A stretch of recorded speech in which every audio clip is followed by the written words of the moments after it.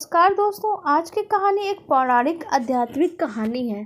एक दिन महादेव के मेखल पर्वत पर जाने के बाद देवी पार्वती का जब मन नहीं लगा तो वो भ्रमण के लिए देववन चली गईं।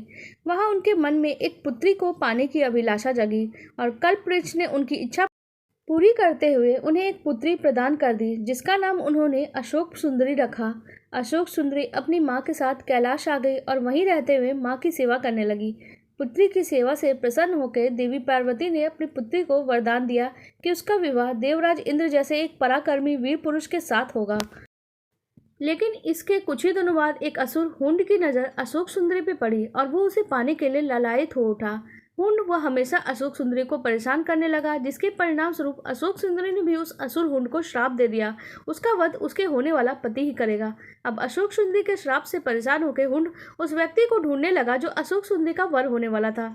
इसी बीच अशोक सुंदरी की भेंट युवराज नहुष से हुई और दोनों एक दूसरे से प्रेम करने लगे।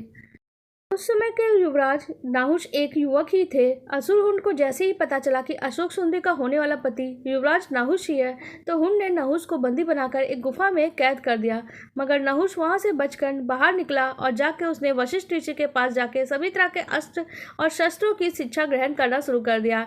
इसी बीच असुर हुंड अपनी मौत यानी नाहुष को ढूंढता रहा, मगर वो नाहुष से तब टकराया जब नाहुष पूरी तरह से एक वीर योद्धा बन चुका था। नाहुष ने उस असुर का वध करके अशोक सुंदरी के साथ विवाह किया। आपको हमारी ये पौराणिक कहानी कैसी लगी आप कमेंट सेक्शन में जरूर बताइएगा। साथ ही वीडियो को लाइक कर दीजिएगा और हमारे चैनल को भी सब्सक्राइब कर लीजिएगा। धन्यवाद।